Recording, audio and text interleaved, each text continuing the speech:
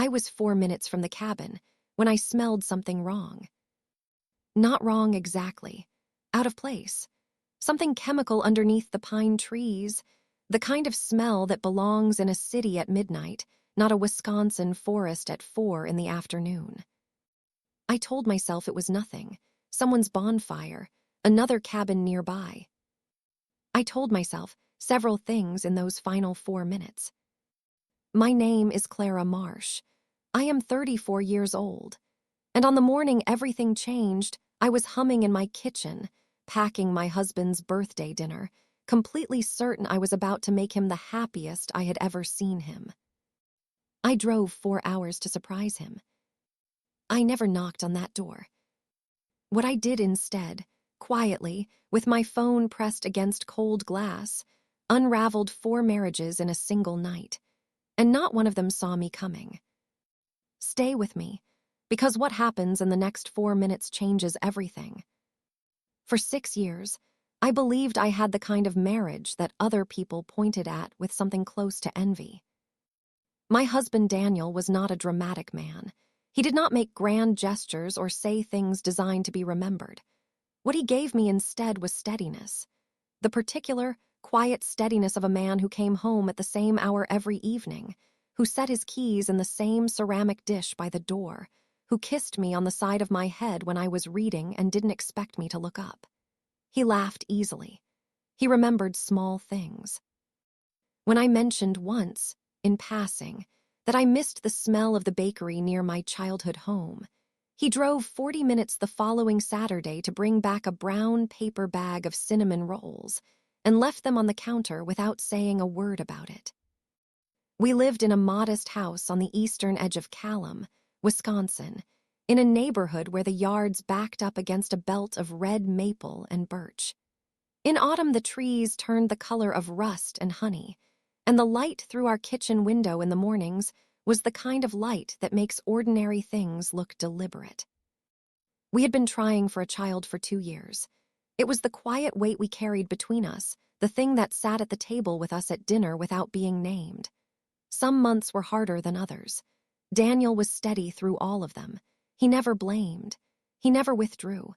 He would make tea without being asked and sit beside me on the couch with his hand resting on mine, and we would watch something neither of us was watching, and that was enough. I believed, for a long time, that a man who could do that was a man worth building a life around. I still believe that about the man I thought he was.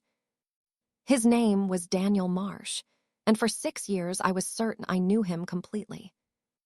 It took one window, one night, and 4 seconds of recorded video to show me I had never known him at all. The fishing trip was his idea, the way it always was. He mentioned it on a Tuesday evening in early October, leaning against the counter while I was rinsing the dinner dishes. Rick, Tom, and Garrett had been talking about it for weeks, he said. Same cabin as always, up near the inland lakes north of Callum. They had been going every autumn since before Daniel and I met 3 nights, no signal, the 4 of them doing whatever men do when there are no women watching. He described it the same way every year. Campfire, bad coffee. Fish that were always caught and never photographed. He was relaxed when he talked about it. That was the thing I kept returning to later, how relaxed he was. I want you to notice something that I missed entirely at the time. He did not ask me if it was all right. He told me he was going. I said, of course. I meant it completely. I trusted him the way you trust a floor, not by thinking about it, but by simply standing on it without checking. He left on a Friday morning before I was properly awake. I heard him moving through the house in the dark, the sound of his truck door, the engine turning over, the particular quiet that follows when someone leaves a house and takes the air with them. By Friday evening, I had reorganized the pantry, started a novel I didn't finish, and eaten reheated soup standing at the sink because setting the table for one felt like an admission I wasn't ready to make. By Saturday morning, I had a different idea entirely. A better one, I thought. The kind of idea that feels like love when you're inside it and looks like something else entirely once you're standing in a forest at dusk with your face pressed against cold glass. Before I go on, if you are watching this from somewhere quiet, if this morning feels familiar in ways you haven't named yet, hit like and leave me a comment telling me where you're watching from. I read every single one, and I want you here for what comes next. Saturday arrived pale and still, the kind of October morning that feels like the world is holding its breath. I woke earlier than usual. The bed was too wide without Daniel in it, not uncomfortably so, just noticeably, the way a room feels different when a piece of furniture has been moved, and you can't immediately identify what's changed.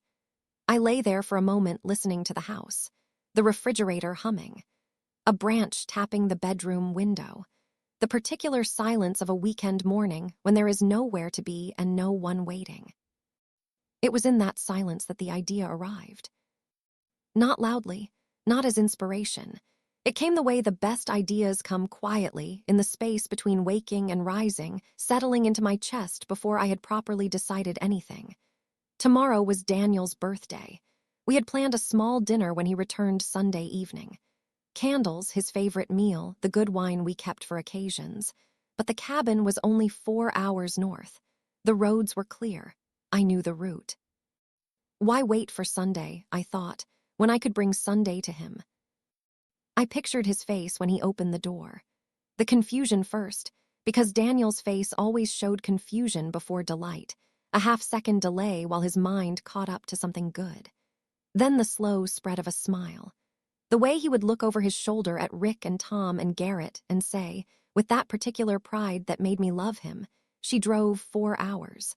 The look on his face when he said it, as though I had confirmed something about the world that he had always hoped was true. I was out of bed before the thought finished forming. There is a particular kind of happiness in cooking for someone you love without being asked. It is not the happiness of obligation or performance. It is something quieter and more private. The happiness of a person doing the thing they are best at for the person they most want to give it to. I tied my hair back, pulled on the apron that hung behind the pantry door, turned the radio to a station that played old songs without interruption, and I began. Dessert first, because dessert was what Daniel would reach for when he opened the tote and saw what I had brought. I made his mother's apple pie, or rather, the version of it he had described to me so many times that I had reconstructed it from memory and instinct. Tart apples, the kind that hold their shape in heat. Brown sugar and cinnamon, and a pinch of nutmeg that his mother had apparently insisted upon, and that I had only added for the first time the previous winter when he ate 2 slices without speaking and then looked at me and said, "That's it. That's exactly it." I rolled the dough carefully on the floured board, folded the edges the way I had practiced, brushed the top with cream until it shone, and slid it into the oven. While the pie baked, I turned to the wings. Daniel liked them aggressively seasoned, paprika, garlic, a heat that built slowly and then stayed. I lined 2 trays, pressed the seasoning in with my hands the way he always insisted was the only correct method, and set them in at high heat. The smell that rose when they began to cook was the smell of every Sunday he had ever come home hungry and happy, the smell I associated with him more than any cologne or soap, the particular domestic warmth of food made with attention. I did not know, yet, that these were the last things I would ever cook for him. On the stove, a pot of soup thickened slowly. Carrots, celery, onion, a bay leaf, the kind of soup that asks nothing of you except patience and a wooden spoon. I stirred it between tasks, watching the steam fog the window above the sink, the glass going soft and opaque in the morning cold. Outside, the maple in the backyard had gone entirely red overnight, the kind of red that looks almost alarming, as though the tree has decided on something. I baked rolls, soft ones, brushed with butter twice, once going in, once coming out so they emerged with a gloss that caught the kitchen light. I wrapped them in a clean cloth to keep them warm and set them beside the cooling pie on the counter. Between timers I cleaned as I went, the way my mother had taught me. Wipe the board, rinse the bowl, keep the workspace clear. There is a rhythm to a well-run kitchen that feels close to contentment, a small, reliable order in a world that offers very little of it. I had always found peace in that rhythm. Standing at the counter that morning, humming along with a song I half remembered from childhood, I felt it fully, the uncomplicated satisfaction of a person doing something good for someone they love. I want to stay in that kitchen a moment longer. I want to give it to you clearly, because it matters. The way the morning light came through the east window and lay across the floured board. The smell of cinnamon and roasting garlic layered together in a way that shouldn't have worked but did. The radio playing something with a piano. The rolls cooling on the rack.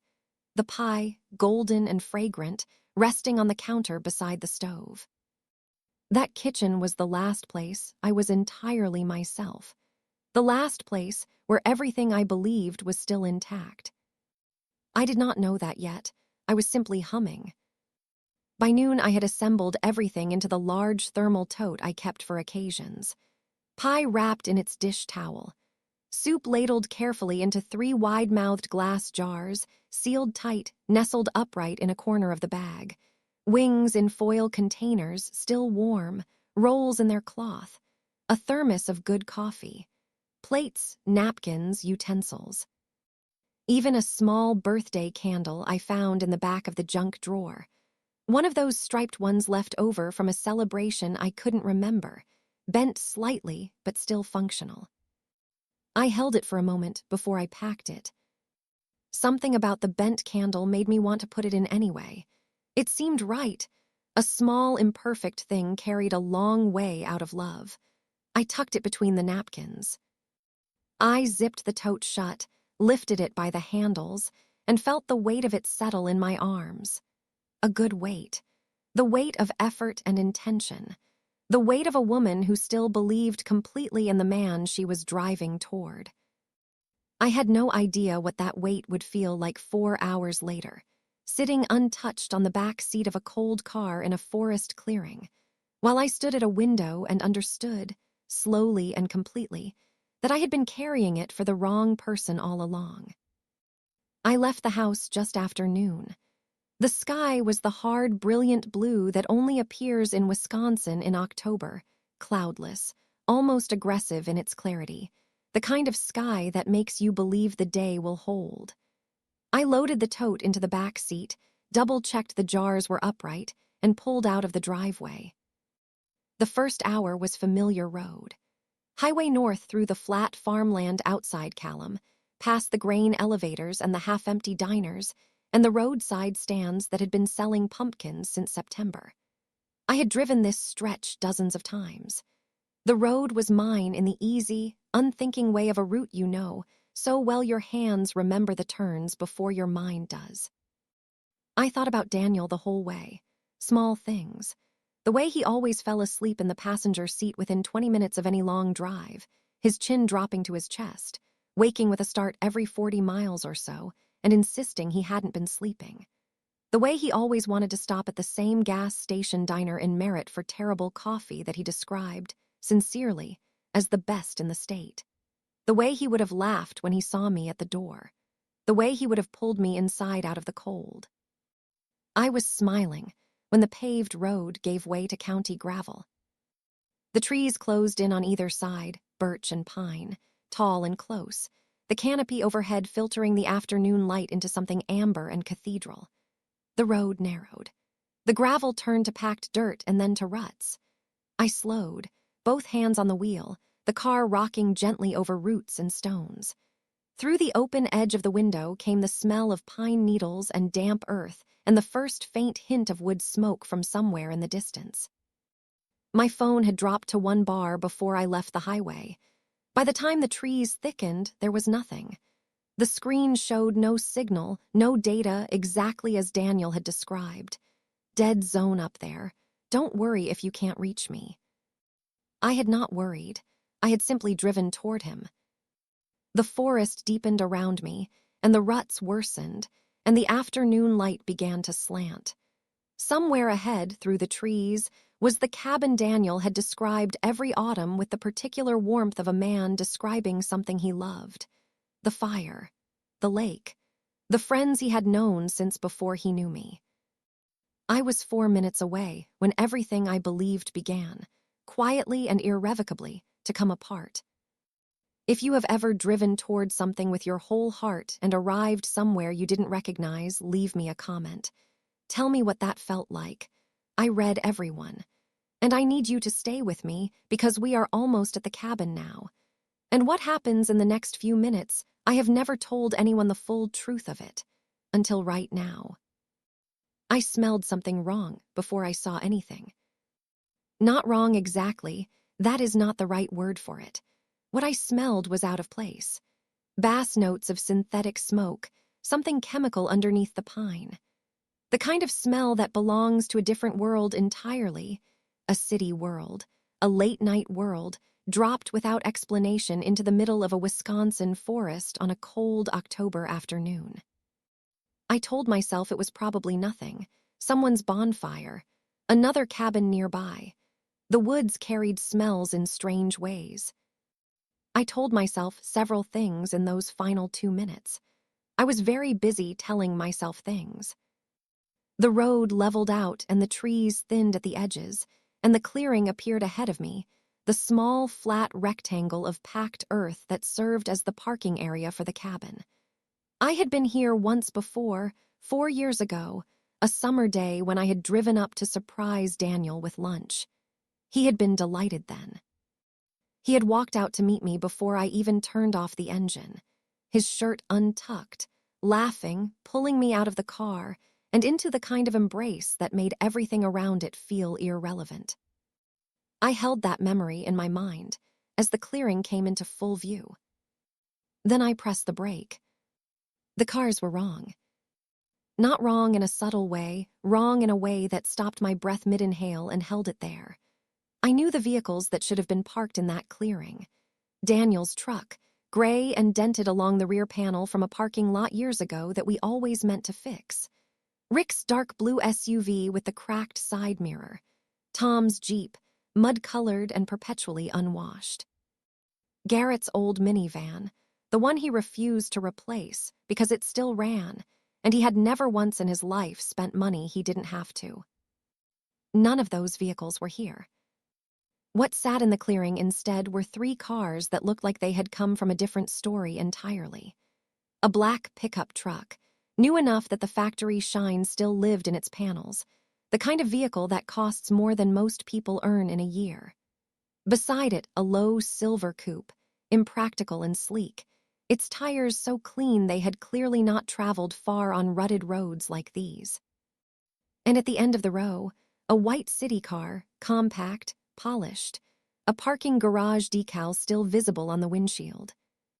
These were not the vehicles of men who had driven 4 hours for a fishing weekend. I sat with the engine running, staring at the row of cars through the windshield. My hands were still on the wheel.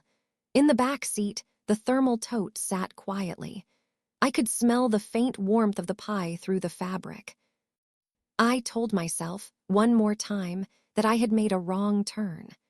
I told myself this calmly and deliberately, the way you tell yourself something you already know is not true. I turned off the engine. The silence that fell was not quiet. From somewhere through the trees, deep enough to be muffled, close enough to be unmistakable, came a sound that had no business being in a forest at 4 in the afternoon. A bass line. Low and repetitive and synthetic, the kind of music that exists specifically to fill rooms where people do not want to hear themselves think. It pulsed through the tree trunks in waves, arriving and receding with the wind. I sat with it for a moment. Then the laughter came.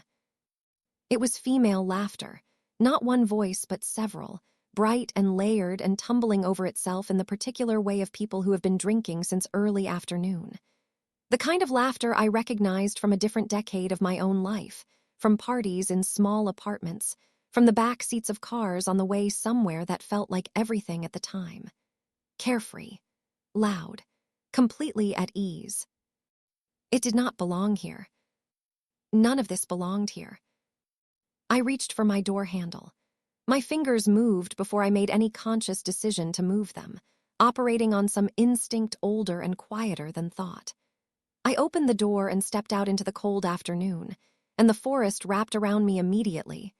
The smell of pine and damp leaf, and underneath it now, faint but distinct, cigarette smoke, and something sweet and alcoholic carried on the air. I left the tote in the back seat. I do not know precisely why. There was no decision, exactly, only the sudden absolute certainty that whatever I was walking toward, I was not bringing food. The path from the clearing to the cabin was familiar. I had walked it once before, on that summer afternoon 4 years ago, squinting into the light, carrying a bag of sandwiches and feeling pleased with myself. The path was narrow, cut between birch trees whose bark caught the afternoon light and glowed faintly white. I knew the bend halfway along where a large root crossed the trail. I knew the way the trees opened suddenly at the end, the cabin appearing without warning, closer than you expected. I knew all of it. I walked it now as though I were someone else. The music grew louder with every step. The laughter resolved into distinct voices, 3, maybe 4. A shriek of delight that cut above the bass line and then dissolved back into the general noise. The pop of a bottle, a male voice saying something I couldn't hear, followed by a chorus of response. Each sound arrived in my chest like a small cold stone being placed there, one at a time, with great care. The trees ended. The cabin sat in its small clearing exactly as I remembered it, low, log-built, the porch wrapped around 3 sides, the stone chimney rising from the near end. 4 years ago, it had been quiet and warm-looking, smoke rising from that chimney in a thin, straight line, the lake visible through the pines beyond. A place that matched the story Daniel told about it. Now every window blazed with light. Not the warm amber of a wood fire or an oil lamp, but the flat white glare of electric bulbs at full brightness, harsh and unmodulated, the kind of light that obliterates shadow and softness in equal measure. It spilled from the windows in rectangles across the ground, cutting the dirt into lit and unlit sections. The bass line thudded through the walls. I stood at the tree line for a long moment, not moving. The cold pressed against my face and hands. Behind me, the forest was completely still, the only sound the faint creak of branches in the wind. Ahead of me, the cabin pulsed and glared. Between those two things I stood, not yet belonging to either, not yet knowing which world I was about to enter. I moved to the side of the cabin, keeping close to the tree line, stepping carefully on the carpet of dead leaves. The ground was soft enough to muffle my footsteps. The side window was partially obscured by a curtain, heavy fabric, dark, but hanging slightly off its rod on one end so that a vertical strip of light fell across the outside wall. I positioned myself beside that strip of light. I looked through the gap. For a moment, I could not organize what I was seeing into anything coherent. Color, movement, light, bottles, smoke. A spinning disk of cheap colored light mounted in one corner, throwing red and blue across the log walls in slow rotation. The table I remembered as plain and functional, covered now in the wreckage of a party, glasses, bottles, overflowing ashtrays, a scattering of playing cards that no one was using. Then my eyes found Daniel. He was on the couch, sprawled in the easy way of a man who felt entirely at home, one arm stretched along the couch back, a champagne bottle loose in his other hand. Beside him, not beside him, but against him, her body turned into his, her head resting in the curve of his neck, sat a young woman in a cropped shirt, her dark hair falling across Daniel's shoulder. His chin was rested on top of her head. His thumb moved in slow circles on her arm. He looked, in that moment, profoundly comfortable. It was the comfort that broke me, not the woman, not the champagne. The ease of him, the total, unguarded ease of a man in a place he considered safe, doing something he had done before, with no thought whatsoever of the person 4 hours south who was folding his birthday candle between cloth napkins. I pressed my hand, flat, against the cold glass of the window. I did not make a sound. Around the room, the others. Rick, who had shown me photos of his daughter's first birthday on his phone at our last dinner together, stood with his arms looped around two women, his face open and flushed. Tom, who had called in sick to work 3 weeks running and told his wife the migraines were unbearable, had someone pressed against the far wall, his mouth at her throat. Garrett, who said so little at family gatherings that I had always assumed he was simply quiet by nature, was anything but quiet now. The cabin held 4 men I thought I knew, and several women I had never seen. And somewhere in the back seat of my car, 4 hours of love sat in a thermal tote, slowly going cold. I want to tell you what I felt in that moment. I want to describe it cleanly and honestly because I think you may already know it, this specific feeling, or something close enough to it that the name fits.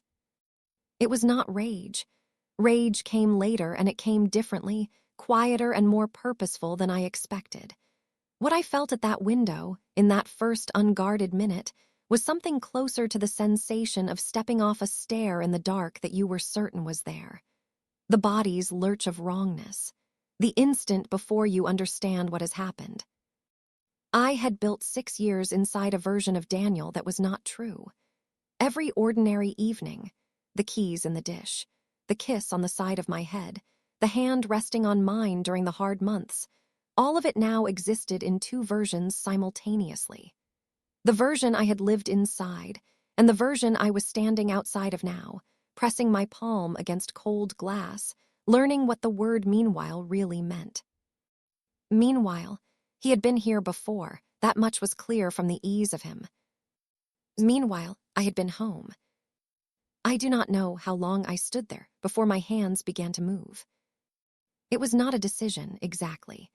It was more like watching myself from a short distance, observing a woman at a window take her phone from her jacket pocket, unlock the screen with a practiced swipe, open the camera, switch to video, and raise the lens to the glass. The woman was steady. Her hands did not shake.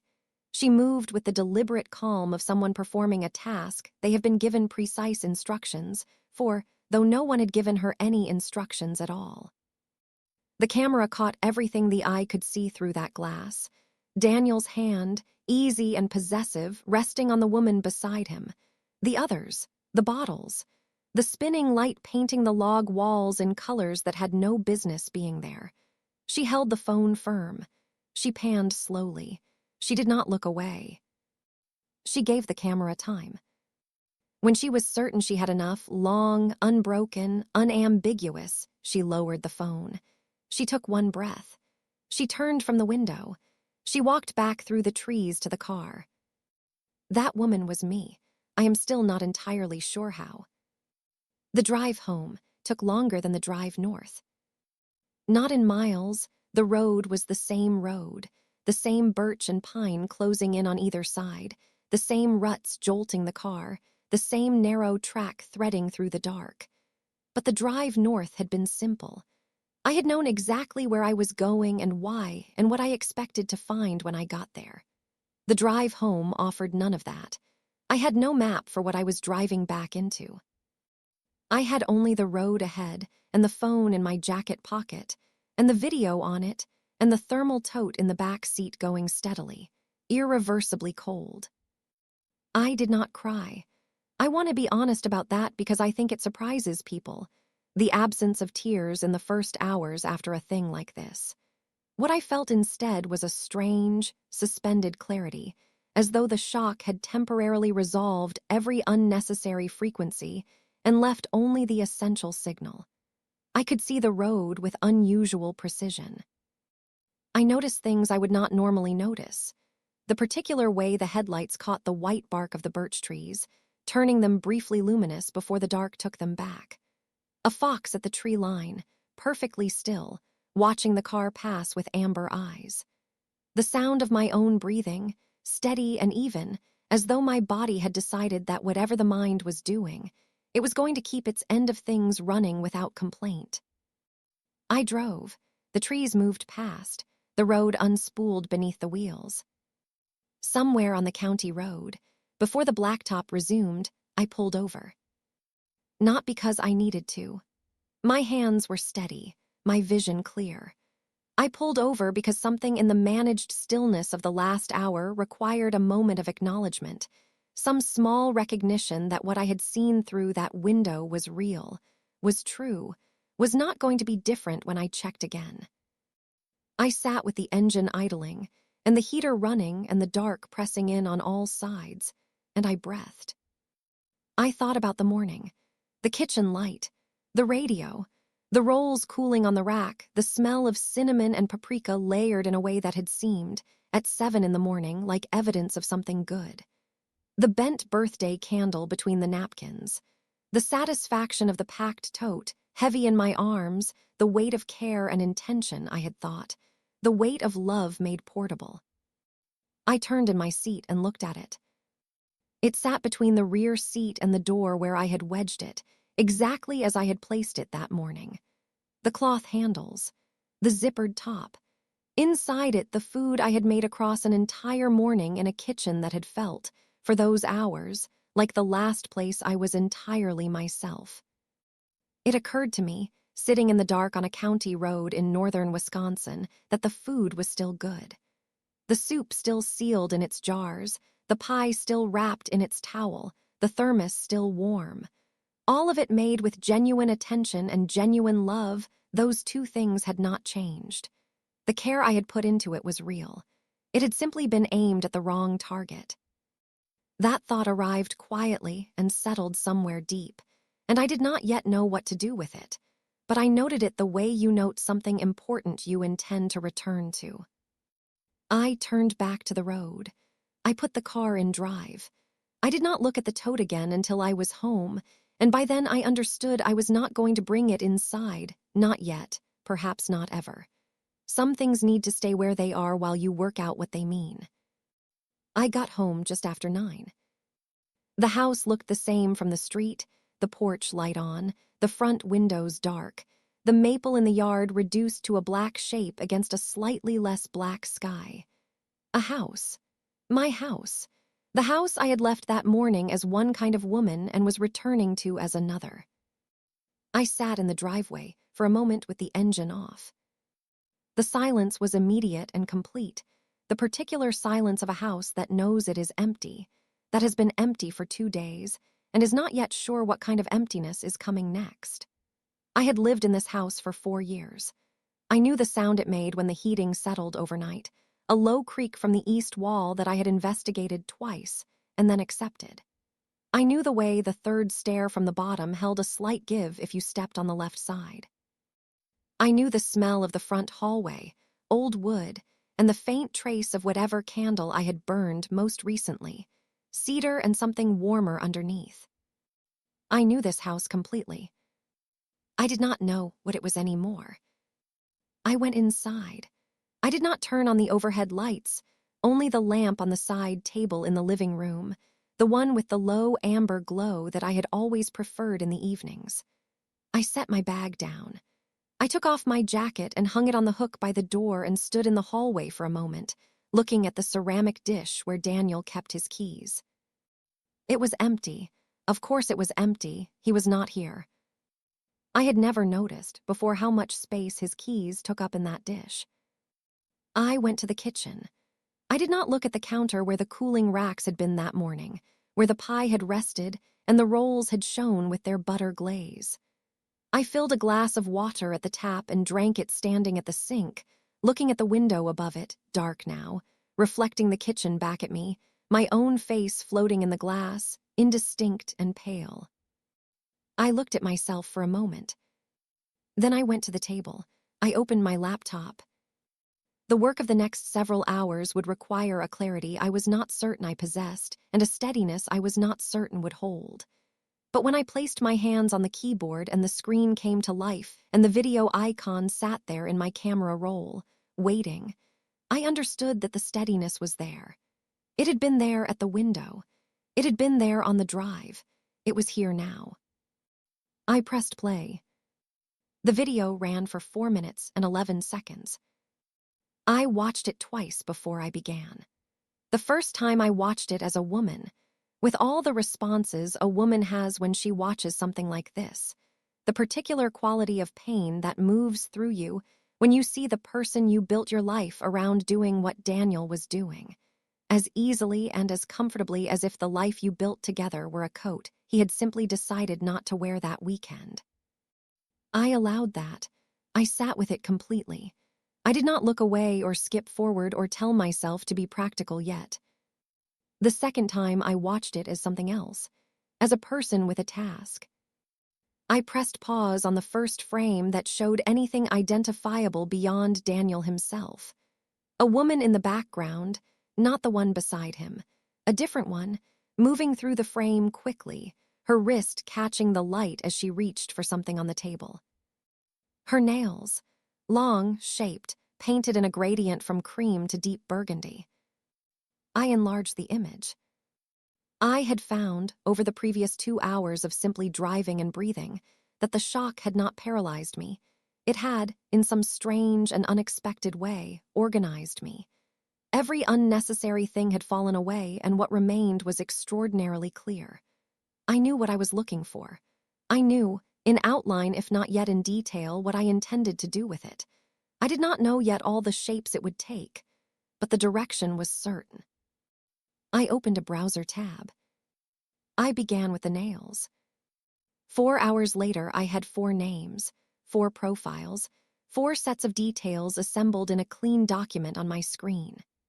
4 women who had walked into a cabin in the Wisconsin forest without knowing, or perhaps without caring, that the men inside had other lives attached to them, lives with kitchens and promises, and women who drove 4 hours through autumn because they believed in the destination. I sat back in my chair. I looked at the document for a long time. Then I thought about June. I had met June Collins at a dinner party 2 years before, a small gathering at Rick and June's house that had felt, at the time, like the easy, uncomplicated pleasure of 2 couples who got along.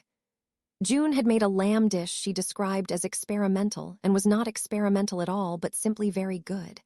And she had asked me, over the table, what I was reading. And when I told her, she had said, "Oh, I read that last spring.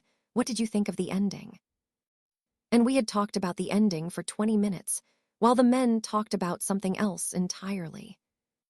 She was precise and warm in equal measure, the combination that makes a person feel genuinely seen rather than merely attended to. I had thought, leaving that dinner, that I should suggest we get coffee, just the 2 of us, without the context of the larger group. I had meant to. I had not gotten around to it. Life had arranged itself in the way that life does, the intention remaining warm and vague and unscheduled in the back of my mind. Now I sat at my kitchen table at 2 in the morning with her name in a document on my screen, and the knowledge that what she did not know was destroying something she had built her life around, and I was the only person who could tell her. I thought about Diane, saving for Portugal. Steph arriving tired with good wine and no apology required. 3 women, 3 separate kitchens, 3 versions of a Saturday morning that had no idea what was happening 4 hours north. The ethical weight of this was real, and I did not pretend otherwise. I could feel it, the particular heaviness of holding a truth that does not belong to you alone. I could have kept it to myself, filed quietly, made this a smaller, more contained reckoning. The thought arrived, and I examined it honestly. But I thought about June asking me what I thought of the ending. I thought about Diane's daughter on the softball field on Saturday mornings. I thought about Steph, who managed complexity for a living and deserved to manage this one too, on her own terms, with accurate information.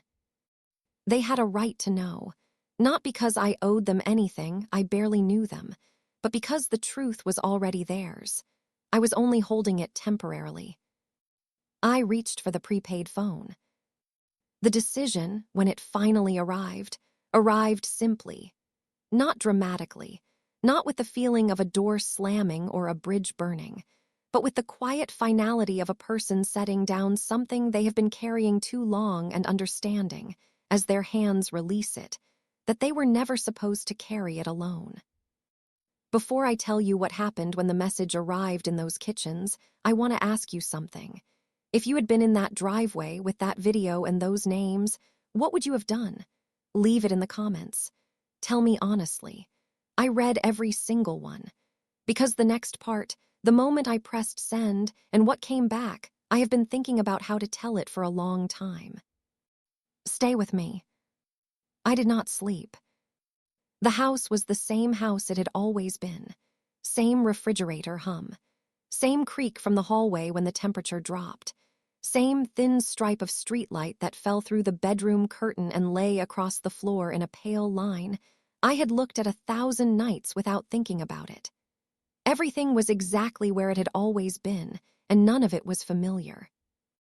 I sat at the kitchen table with my laptop open and my phone beside it, and the video playing for the 4th time on the small screen, and I began.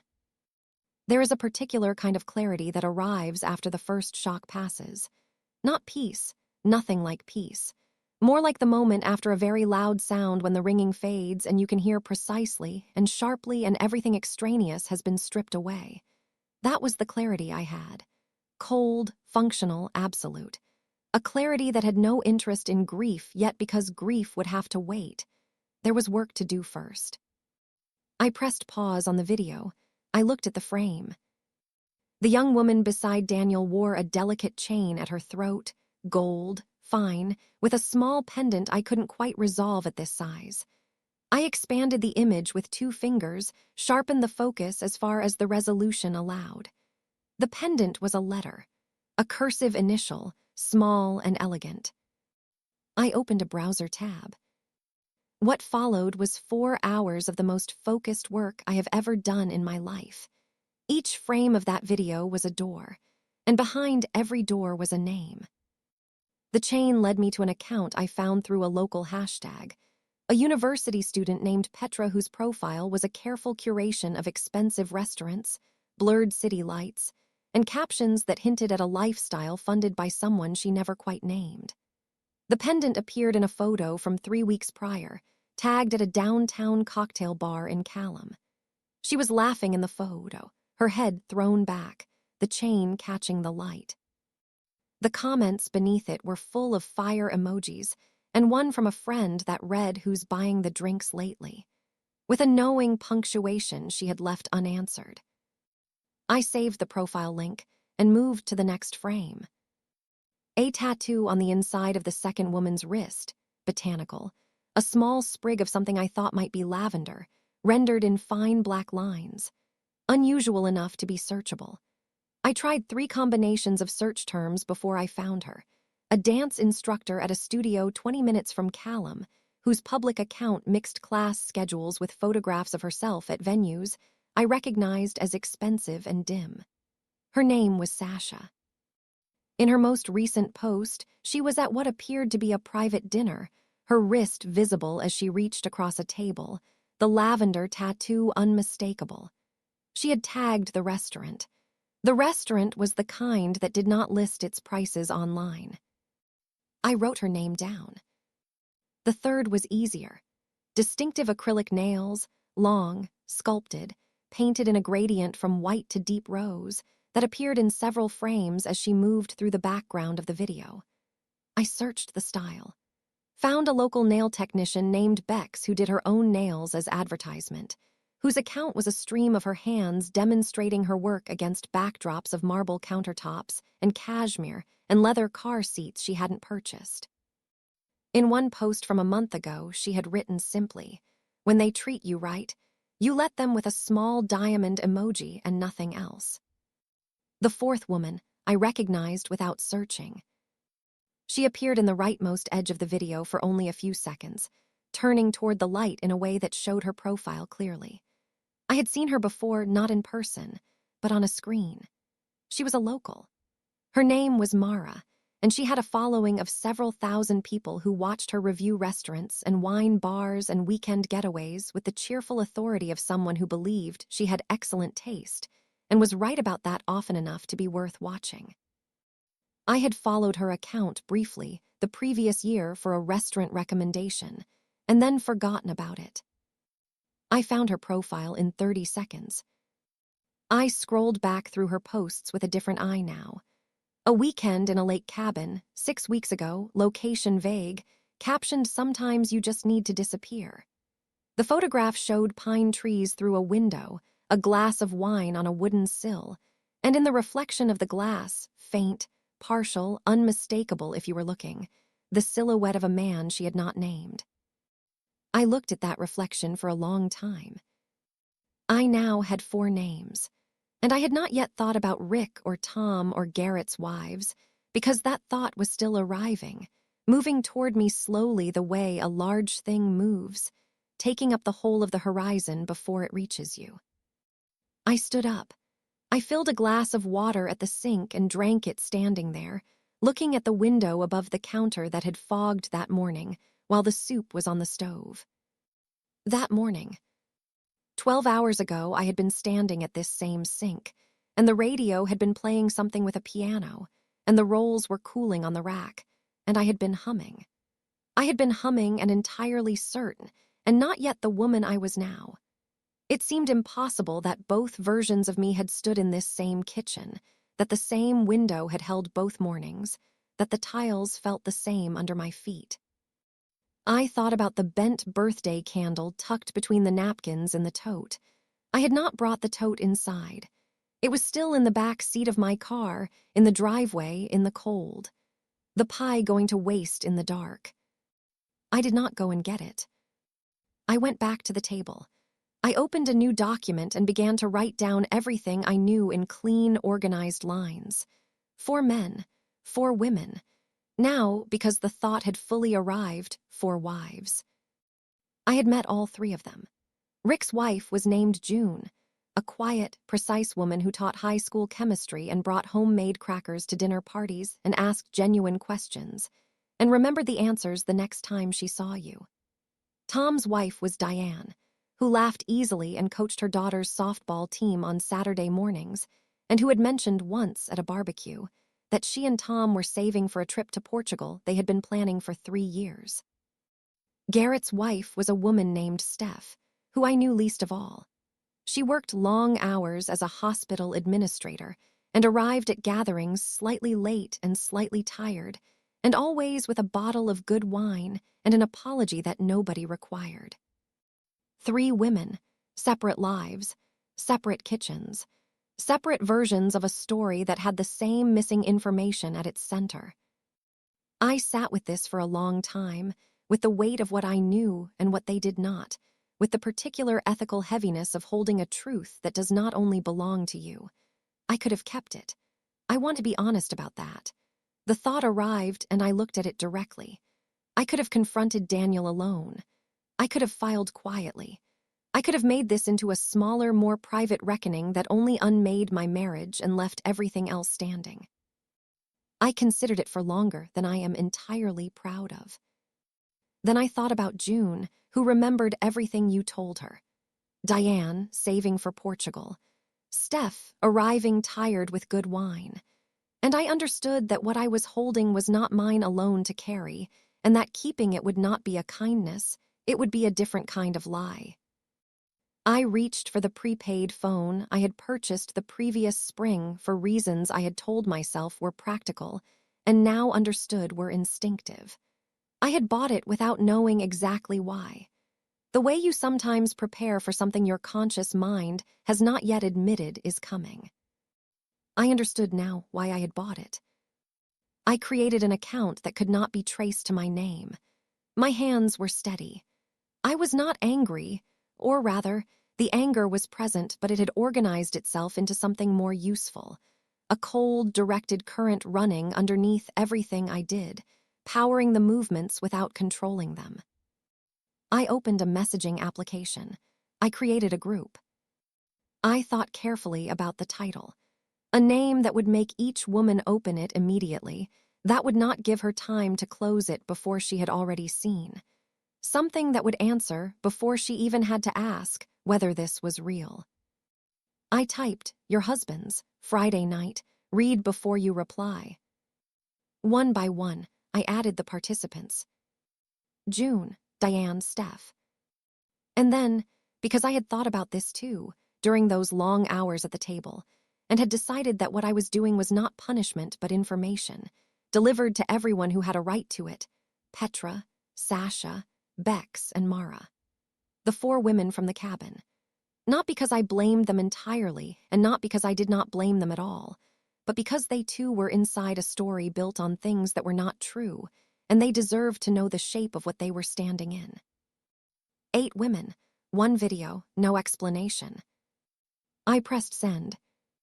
I set the phone down on the table. I folded my hands in my lap.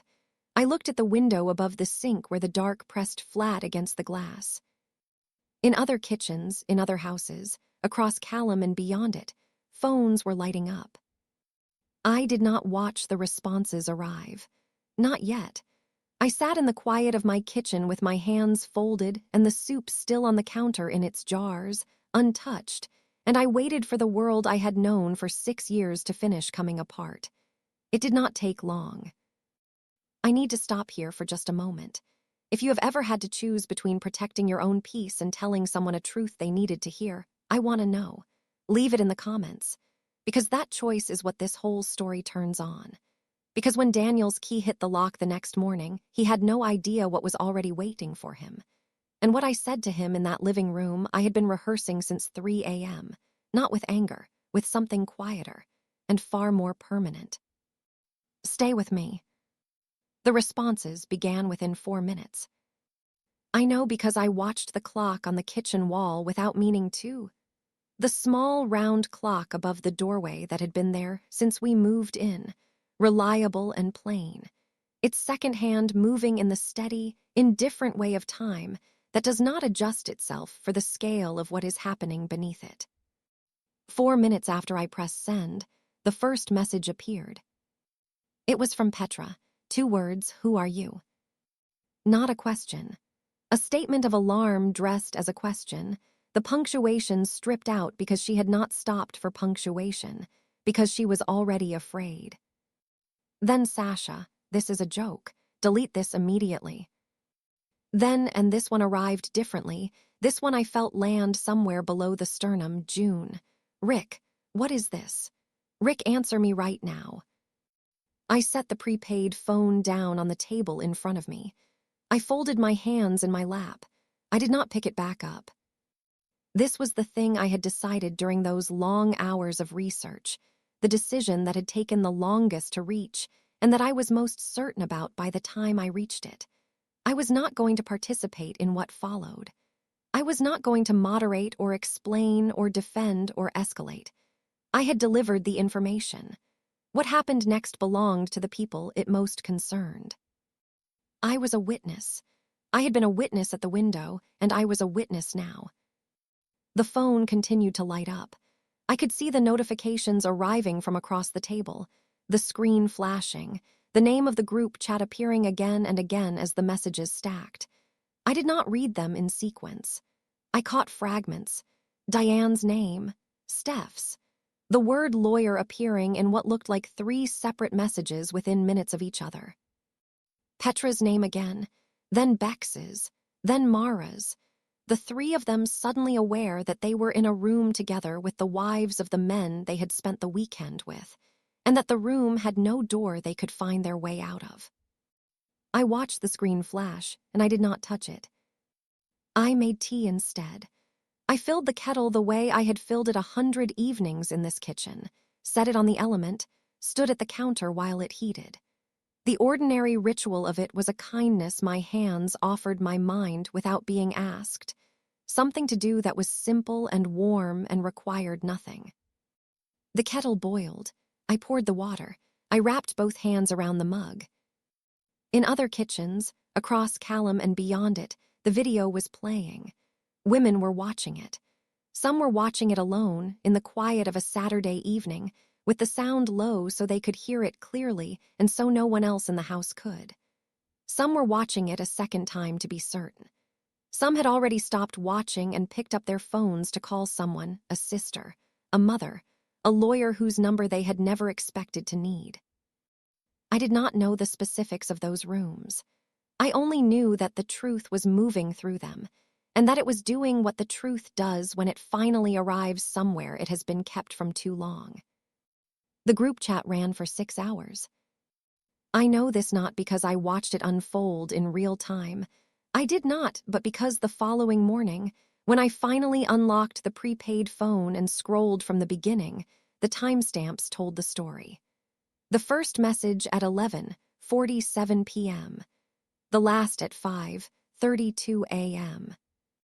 In between, 114 messages from 8 women who had never been in a room together, and were now, through the accidental architecture of one video and one anonymous account, bound to each other by the specific intimacy of shared humiliation.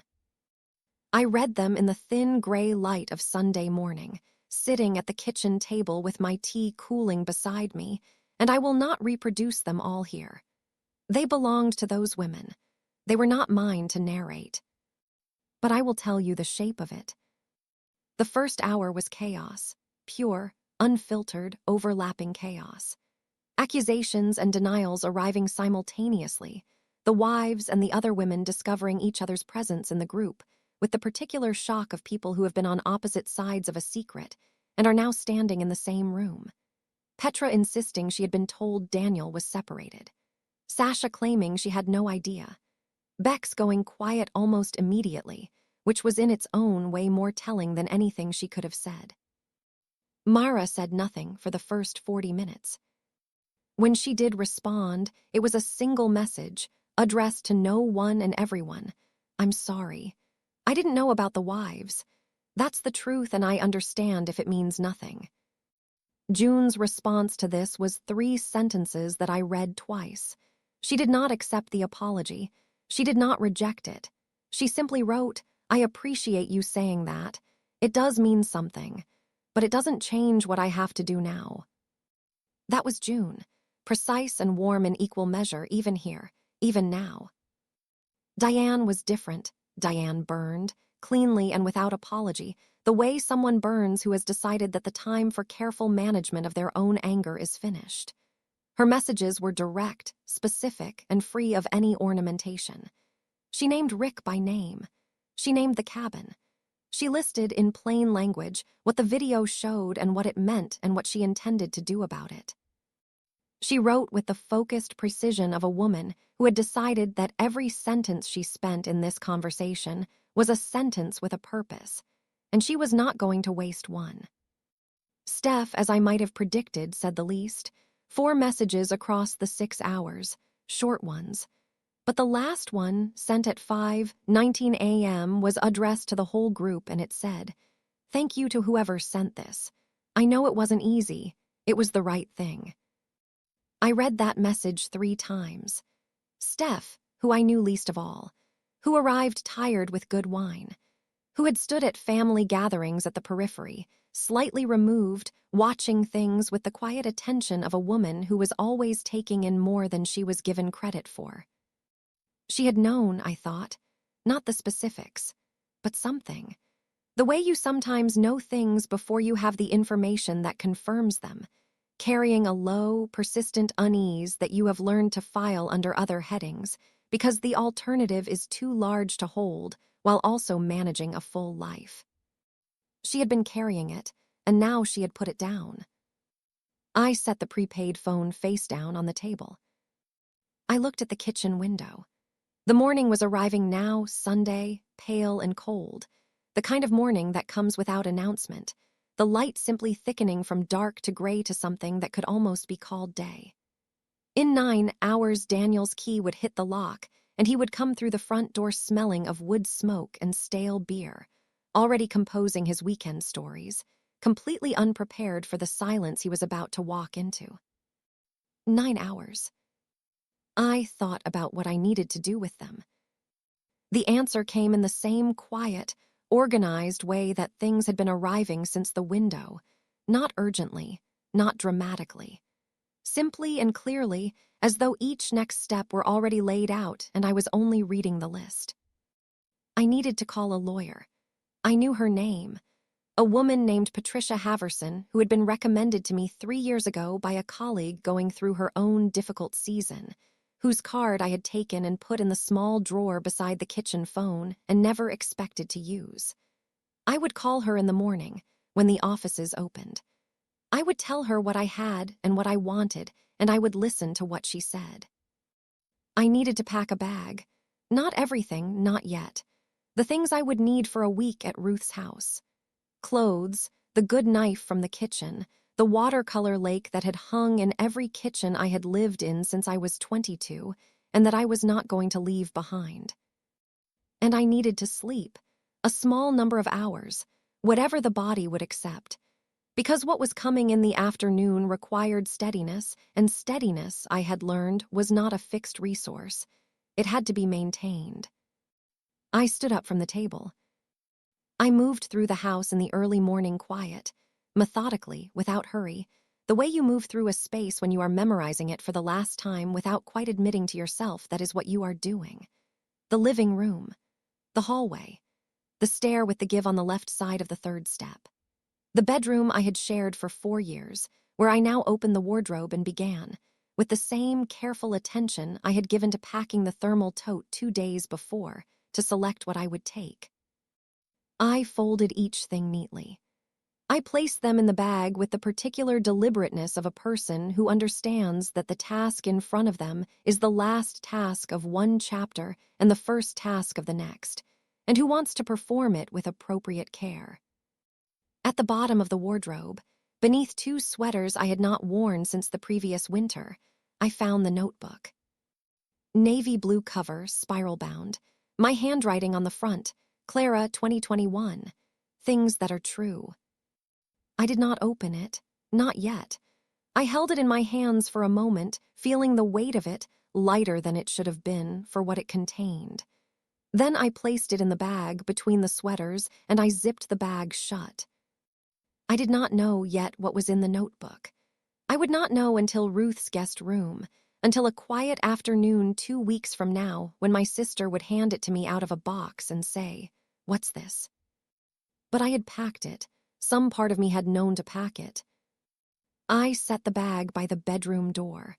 I lay down on top of the covers, still dressed, and I set an alarm for 8 hours because that was what I could give myself, and I intended to use all of it.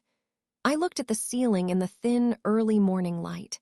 The heating settled in the east wall, the familiar creak. I closed my eyes. I did not dream. Or if I did not remember the dream when the alarm woke me. Only the sensation of having been somewhere very far away and returned, and the particular clarity of a mind that has been given exactly the sleep it needed and knows what it has to do next. I got up. I made coffee. I called Patricia Haverson and left a message on her office line. I ate a piece of toast standing at the kitchen counter and looked at the window above the sink, fogged now with the heat of the coffee mug in my hands.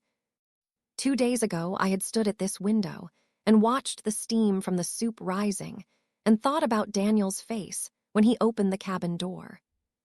This morning, I stood at the same window and thought about nothing but the coffee and the light and the sound of the street outside beginning its Sunday. It was enough. It was exactly enough. Daniel's key would hit the lock at 10:30. I went to the living room. I chose a book from the shelf, one I had been meaning to read for months, a novel Ruth had pressed on me at Christmas with the instruction that I would love it and the implicit suggestion that she would ask me about it later. I sat on the couch. I opened to the first page. I read. I was on page 31 when I heard the scrape of his key, finding the cylinder. I did not look up from the book. I turned the page to 32 with deliberate slowness, the words not quite reaching me now, the sentences passing through my eyes without landing, because beneath the surface of the reading something else was running, steady and low and absolutely certain, the ballast I had discovered in myself at that window and had been carrying ever since. I smoothed the page. I waited. Daniel's key hit the lock at 10:30 on Sunday morning. I heard it from the living room, the particular scrape of his key finding the cylinder, the small resistance before it turned, a sound so ordinary and so repeated across 6 years that my body had learned to relax at it automatically, the way a dog lifts its head at a familiar footstep. My body did not relax now. I sat on the couch with my hands in my lap and the book open and unread on the cushion beside me, and I waited. The door opened. Cold air moved through the hall. He came in the way he always came in, boots heavy on the mat, duffel bag dropped near the door. The brief muscular adjustment of a man setting down weight he has been carrying a long time. He smelled of wood smoke and stale beer, and the particular staleness of a man who has not slept cleanly. His jacket was creased. His hair was unwashed. He looked, in the way of someone returning from a weekend of uncomplicated pleasure, deeply, privately satisfied. Clara! He called my name toward the kitchen first, the way he always did, expecting to find me there. When no answer came, he moved to the living room doorway and stopped. I looked up at him. Hey, he smiled, the easy, unguarded smile of a man who had not yet remembered to be careful. Didn't hear you. What are you doing in here? I said nothing. I simply looked at him. I had been practicing this, not the silence exactly, but the decision to let him fill it. He filled it immediately. You wouldn't believe the weekend. He dropped onto the armchair across from me, stretching his legs, rolling his shoulders back. Honestly, one of the best we've had up there. Weather held, fish were running, Rick caught something enormous. You should have seen his face. Did you enjoy your time with Petra? The name entered the room the way a stone enters still water. Silently at first, then the surface broke. Daniel's smile did not disappear immediately. That was the detail I had not anticipated, the half-second delay while his face decided what to do. The smile held for just a moment too long, became briefly something rigid and incorrect, and then it left. What replaced it was not guilt exactly.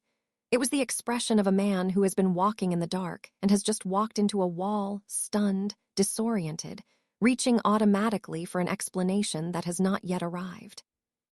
His mouth opened. He stopped, tried again. What did you? I drove up on Saturday, I said. My voice was level. I had discovered, somewhere in the long hours of Friday night, that I was capable of a kind of steadiness I had not known I possessed. It sat in my chest like ballast, heavy and low and reliable. I packed your birthday dinner. Apple pie, wings, soup, the good coffee. I drove 4 hours because I wanted to surprise you. He was very still. I didn't knock, I said. I looked through the side window instead. I was there for quite a long time. The color left his face in a gradual, visible way, like water draining from a basin. His jaw tightened. His hands, resting on the arms of the chair, pressed flat against the fabric. Clara, I recorded it, I said. I want you to know that before you decide what to say next, because I want you to say whatever you're going to say with accurate information.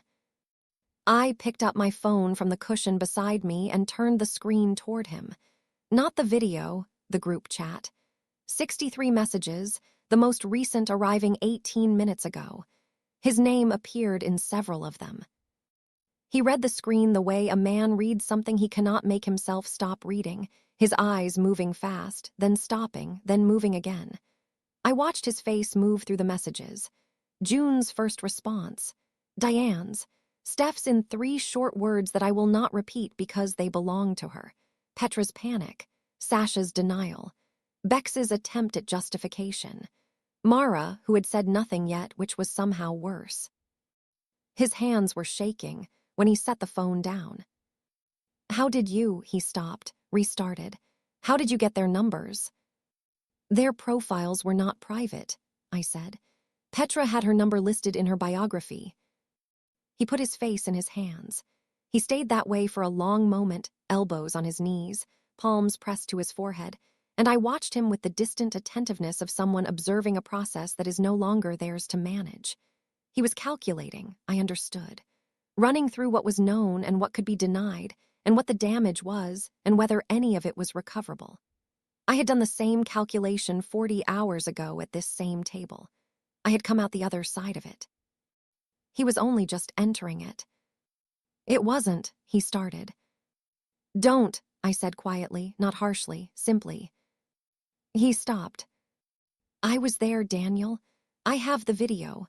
I know the length of time I was at that window, and I know what I saw during it. There is no version of the next sentence that improves anything, so I would ask you not to spend both of our time on it. He looked at me then, properly, for the first time since he had come through the door. And I saw something shift in his face, something that was not calculation and not performance. Something that looked, briefly and genuinely, like grief. "I'm sorry," he said. His voice was rough. "I know," I said. "I love you. That was what you saw was not." "Daniel." I said his name the way you say the name of someone you are very tired of arguing with, though we had not argued at all. "I know what I saw." He leaned forward, elbows on his knees, and looked at the floor between his feet. The duffel bag sat in the hallway where he had dropped it, his jacket still on, his boots still on, still tracking the cold in from outside. "How long has it been happening?" I asked. He was quiet for too long. "How long, Daniel?" "The trips," he said finally to the floor. "Not everyone, but most of them, the last couple of years." 2 years. The word landed somewhere below thought. I did not react to it outwardly, or if I did, I did not feel myself react. I simply absorbed it the way you absorb very cold water, the sensation arriving before the meaning does. 2 years of standing at this window watching the soup simmer. 2 years of Saturday mornings in this kitchen, humming. 2 years of his key in the lock and my body relaxing at the sound of it, and not one single morning of knowing what the sound actually meant. Meanwhile, I stood up. He looked up when I moved, his face open with the particular desperation of a man who has run out of angles and is now simply hopping. "Clara, please, we can go somewhere, talk somewhere. I can fix this. I know I can fix this if you let me try." I looked at him for a long moment. I wanted to remember his face exactly as it was in that moment, not cruel, not monstrous. Simply a man who had made choices and was now standing in what those choices had built. "There is nothing to fix," I said. "There is only what it is." I had prepared one thing to say. I had written it in the document on my laptop at 3 in the morning and read it back to myself twice and decided it was true, and that true was the only register I had left to speak in. "I don't hate you," I said. "I want you to know that clearly because I think you expect me to, and I don't want you to misread what I'm doing as hatred because it isn't. What I am doing is ending something that ended before I was told about it. That's all." He reached for my hand. I stepped back, not dramatically, simply out of reach, and I slid the ring from my finger. It was a simple ring. White gold, plain band, the kind that had looked like not enough when I first saw it in the jeweler's case and had looked, for 6 years, like exactly right. I set it on the coffee table beside his phone. The small sound it made when it touched the glass was the clearest sound in the room. "I'll be at my sister's tonight," I said. "I would like you to be out of the house by Wednesday. My lawyer's name is in an email I sent you this morning." His head dropped. I picked up the bag I had packed the previous evening, calmly, between research and the group message, with the same methodical attention I had given to packing the thermal tote on Saturday morning, and I walked to the door. I stepped around his duffel bag. I opened the door and the cold came in again and I stepped through it. He said my name once, behind me. I did not turn. The door closed behind me with the same soft click it always made, the same latch catching the same frame, the same small, ordinary sound of a door doing what doors do. Only this time I was on the other side of it. I stood on the porch for a moment. The October air was sharp and clean, and the maple at the edge of the yard had gone past red now into something darker, the leaves beginning to curl at their edges, holding on past the point they were designed to hold on. The street was quiet. A neighbor's dog moved across a yard 2 houses down. Somewhere above the cloud line, the sun was doing its flat autumn work. I walked to my car. I did not look back at the house. But as I opened the car door and set my bag on the passenger seat, I noticed something I had forgotten entirely. In the back seat, still in its place, still buckled between the seat and the door where I had wedged it to keep it upright on the rutted roads. The thermal tote. I stood with the car door open and looked at it. The cloth handles, the zippered top, the food inside that I had made on Saturday morning in a kitchen that had felt like the last place I was entirely myself. It had been in the car for 2 days. I reached into the back seat and I picked it up by the handles and I carried it to my neighbor's front porch, Margaret, who was 71 and lived alone and had brought us a casserole the first week we moved in and whom I had always meant to know better. I set the tote beside her door. I knocked twice. I walked back to my car before she could answer. I don't know why. It seemed important that the food go somewhere it was wanted. That the thing made with care end up in the right hands, even this late. I started the engine. I pulled out of the driveway. I did not look at the house in the rearview mirror, though I was aware of it receding, the windows, the porch, the maple in the yard going dark in the afternoon. 4 hours north, in a forest clearing, 4 men were driving home to lives that had already been altered by a message they could not unreceive. Their phones were ringing. Their wives were not answering. The world they had maintained with such careful and practiced ease was unwinding at a speed they had not planned for, arriving faster than any of them had known to expect. I did not think about any of that. I thought about Margaret, opening her front door to a tote full of apple pie and soup and soft rolls, and a thermos of good coffee, with no note and no explanation, on a cold Sunday in October. I thought about her, lifting the towel from the pie. The road to my sister's house was 2 hours south, and I drove it in the particular silence of a person who has finished something enormous and has not yet begun to feel the size of it. That feeling would come. I knew it was coming the way you know weather is coming, the quality of the air before the first drop, the stillness that is not peace but preparation. For now I simply drove. The trees along the highway were bare on the upper branches, still holding color lower down, as though the season were retreating gradually from the top, trying to leave as much warmth as possible for as long as possible before the cold took the rest. I understood that. I was doing something similar. If you've stayed with me this far, if you've walked through that window and that kitchen and that front porch with me, then you already understand what the next section is about. It isn't about Daniel. It isn't about the others. It's about what comes after when the smoke clears and you are standing in a life that is suddenly and completely yours to shape. Leave me a comment. Tell me one thing you would have done differently, or one thing you think Clara did exactly right. I read every single one. What she does next, alone, at a kitchen table at 2 a.m. with a prepaid phone and 4 names, is not what grief looks like. It's what clarity looks like, and it is terrifying to watch. The consequences did not arrive loudly.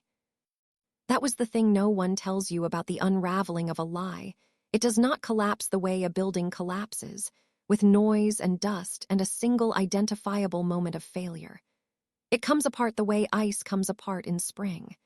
Quietly at first at the edges, in places no one is watching. Then faster. Then all at once, and by then it is simply water, and you are standing in it, and there is nothing left to save. I was at my sister's house when most of it happened.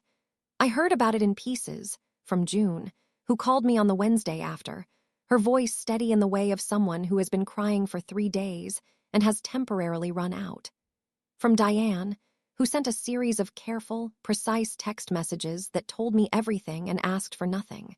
From Steph, who said very little but whose silence communicated more than most people's full sentences. I want to tell you what happened to each of them. Not with satisfaction. I want to be clear about that, because satisfaction would be the wrong word, and I have tried to be accurate throughout this whole account. What I felt when I learned the details was something closer to the feeling you have when you watch a knot finally release after a long time of being pulled too tight. A kind of relief that belongs to the structure of things, not to any individual will. The world had simply begun to correct itself. Rick was the first. June told me on that Wednesday call that she had not confronted him when the video arrived. She had watched it twice, put her phone face down on the kitchen counter, and spent the afternoon doing what she always did on Saturday afternoons, making dinner, helping their youngest with a school project, folding laundry. When Rick came home Sunday evening, she was in bed, reading, the lamp on her side still lit. He came to the bedroom doorway and said her name in the careful voice of a man who already knows something is wrong, but has not yet been told what. She looked up at him over the top of her book. She said, with perfect quietness, "I've spoken to a lawyer. Her name is in an email I sent to your personal account this morning. I'd like you to sleep in the guest room tonight." Then she went back to her book. She told me this with something almost like pride, not in the outcome, but in herself, in the woman she had discovered she was capable of being when the moment arrived. I understood that completely. Rick lost more than his marriage. He was a partner at a mid-sized architecture firm in Callum, and June's brother-in-law, who had never entirely trusted him, worked in the same building. Word moved in the way that word moves in small professional communities, not announced, simply known, door by door and desk by desk, until the knowing reached the partners who mattered. By November, Rick was working reduced hours. By December, he had accepted a quiet reassignment to a satellite office 40 minutes outside the city. He told people it was a promotion. The people he told knew it wasn't. He lost the respect of the room before he lost the room itself. That order matters. It is the harder loss. Tom was second, and Tom's consequence was the most public. Diane filed within the week, not quietly, the way June had moved, but with a speed and precision that suggested she had been, on some level, prepared. She had always been the more organized of the two of them, the one who tracked the finances and renewed the insurance and remembered the dates that Tom forgot. That same organizational capacity, turned in a different direction, became something formidable. She requested full disclosure of assets. Tom had not been careful. There were accounts Diane had not known about, not large ones, not dramatic ones, but the kind of small financial separateness that speaks its own language when read by a forensic accountant, which is what Diane hired. The accountant's report took 3 weeks to compile, and 4 minutes to read, and Tom's lawyer went very quiet when he received his copy. The softball team Diane coached held a fundraiser in November. Half the town came. Tom was not mentioned. His name simply became, in the geography of Callum's social life, a place people moved around without discussing why. Their daughter was 11. I thought about her often in those weeks, not with guilt, because the guilt belonged to Tom and I had not taken it on, but with the particular tenderness you feel for children who are absorbing consequences they did not create. Diane was good. She was careful with her daughter in the ways that mattered. That was not nothing. That was, in fact, the most important thing. Tom moved into a rental on the east side of the city in November. He was seen, on a Saturday morning in December, at the grocery store near his old house, the one he and Diane had shopped at for 9 years, standing in the cereal aisle for a long time, not selecting anything. A neighbor who knew us both mentioned it to my sister, who mentioned it to me. I don't know why he was standing there so long. I think perhaps he was simply in the wrong aisle and did not know how to find the right one anymore. Garrett's consequence was the quietest and the most complete. Steph said almost nothing to me directly. What I know from the margins of other conversations, from what June mentioned in passing, and what Diane implied between the lines of her careful texts. Steph was a hospital administrator. She managed complexity for a living. She managed Garrett's exit from their shared life with the same competence she brought to everything, which is to say she managed it so efficiently that by the time Garrett understood what was happening, it was largely already done. The house was in her name. She had insisted on that, years ago, for reasons Garrett had apparently never asked about. The savings were divided with mathematical precision. The children, 2 of them, 8 and 11, remained in the house with Steph, in their schools, in their routines, in their lives as they had been, with the single subtraction of a father who now saw them on alternating weekends and who was, by all accounts, trying in the ways that people try when the trying has come too late to matter in the way it should have. Steph went back to work the Monday after she received the video. She was, a colleague told her, entirely herself. I admired that more than I could say. The particular courage of continuing to be entirely yourself when the ground has shifted. I was trying to learn it. I thought of her on mornings when it was harder. Garrett's hunting cabin, the one he prized above most things, the place he had been going since before his children were born, the place that represented to him some version of freedom he had decided he needed. Steph included it in the asset division. It was valued and liquidated with everything else. He received half its worth in the settlement. The cabin itself was sold to a family from the cities who intended to use it as exactly what it was. A simple place near a lake where people who had nothing to hide could go and be still. I found that appropriate. I still do. And Daniel. I have saved him for last not because his consequences were the greatest.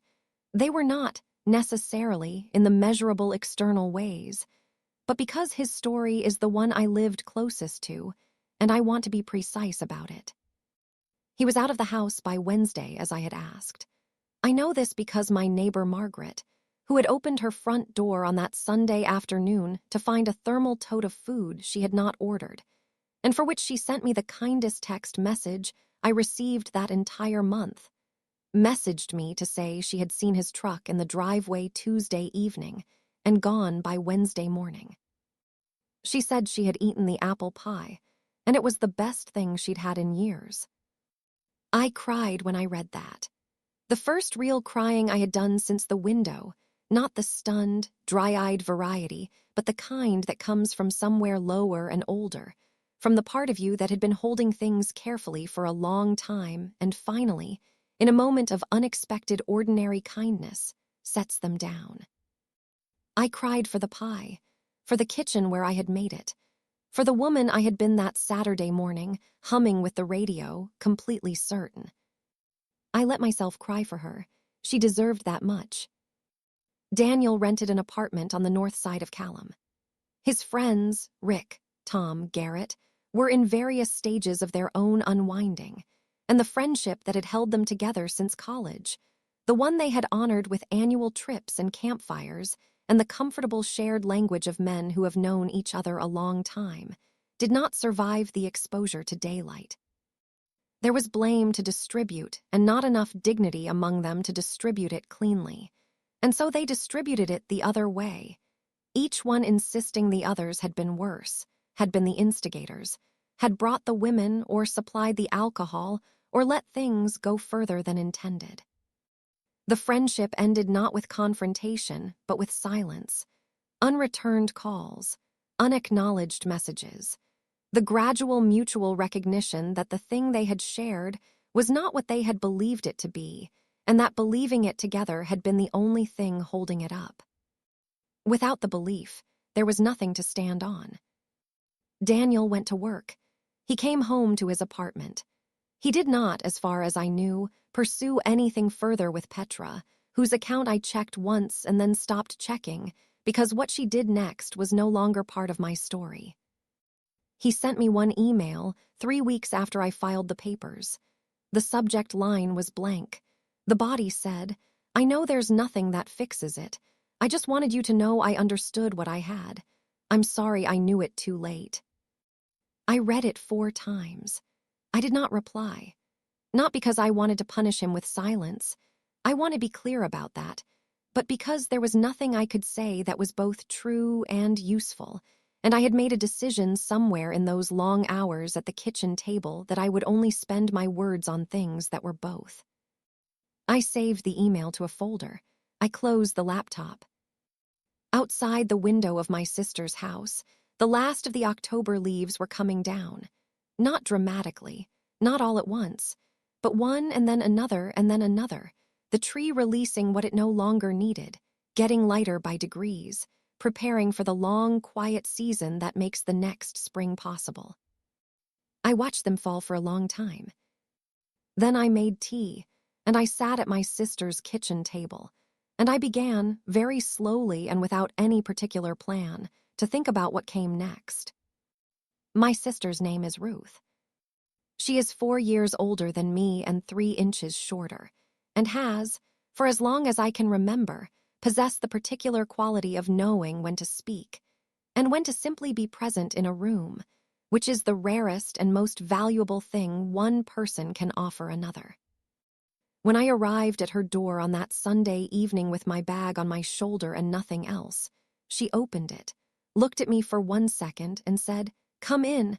I'll put the kettle on," and asked me nothing until I was ready, which was not until Tuesday. Her house was small and familiar, the kind of house that has been lived in long enough to become an extension of the person inside it. Books on every flat surface, not decoratively but practically, opened and stacked and marked with receipts and folded corners. A cat named Ptolemy who regarded strangers with magnificent indifference, and who chose, on my second night, to sleep at the foot of the bed I was using, which Ruth said was the highest compliment he was capable of paying. The guest room smelled of cedar and old linen. The window faced east. In the mornings, the light came in early and lay across the quilt in long, pale bars, and I would wake into it and lie still for a moment before the day's full weight arrived. And those few seconds of light before the wait, I looked forward to them more than I could have explained. The first week I did very little. I slept more than I had slept in years, deep, dreamless sleep that felt less like rest and more like the body insisting on something the mind had been refusing. I ate what Ruth put in front of me. I walked in the mornings, short loops around her neighborhood, the cold air biting my face and my hands deep in my jacket pockets, and my mind doing the thing minds do in the aftermath of large events, returning again and again to certain images, certain moments, wearing them smooth by repetition the way water wears stone. The window, the ease of him, the ring on the glass table, the bent birthday candle between the napkins. I did not try to stop the returning.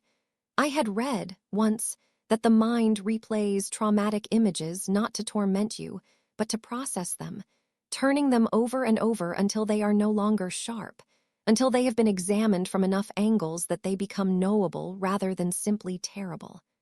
I tried to believe that. Some mornings it was easier than others. Ruth did not ask me to be further along than I was. That was the gift of her. She simply kept putting the kettle on, kept making space at the table, kept being present without requiring me to perform a version of recovery I hadn't reached yet. On the Thursday of the second week, she came home from work with a paper bag from the bakery 2 streets over and set it on the table without explanation. Inside were 2 cinnamon rolls, the large ones, glossed with icing, the kind I had loved since childhood. She poured 2 coffees. She sat down across from me. "Tell me something that isn't about him," she said. I looked at her. "Something you want," she said. "Something you've been thinking about, doesn't have to be big." I sat with the question. It was harder than it should have been, not because I had no answers, but because I had spent 6 years calibrating my wants against Daniel's, adjusting and accommodating in the small unconscious ways of a person who has made someone else the center of the picture, and arranged everything else around that center. Being asked what I wanted, plainly and without context, felt like being asked to read a language I had once known and let go fallow. I thought for a long moment. "I want to cook again," I said finally. "In my own kitchen, I want to make something for no reason." Ruth nodded. She slid one of the cinnamon rolls across the table. "Start there," she said. It was Ruth who found the notebook. She was helping me sort through a box of things I had asked a friend to collect from the house. Books, some clothes, the small items that accumulate in a shared life and become invisible until they are absent. She was setting things on the bed in the guest room, passing them to me one at a time, and she paused at something near the bottom of the box. "What's this?" she said. She held up a small notebook. Navy blue cover, spiral-bound, the kind sold in packs of 3 at any drugstore. My handwriting on the front in black marker, Clara, 2021, and below it in smaller letters, something I had apparently written and then forgotten entirely. Things that are true. I did not remember writing those words on the cover. I did not remember the notebook at all, which told me something about the period in which I had kept it. 2021, the second year of our trying, the year the quiet weight had settled most heavily between us. I opened it. The first entry was dated January of that year. My handwriting, slightly looser than it was now, the letters leaning into each other. He forgot my birthday this year. Not forgot exactly. He remembered the day before and bought flowers from the garage on the corner, the ones in cellophane, already going at the edges. He seemed proud of himself for remembering. I said thank you and put them in water and did not say the rest. I turned the page.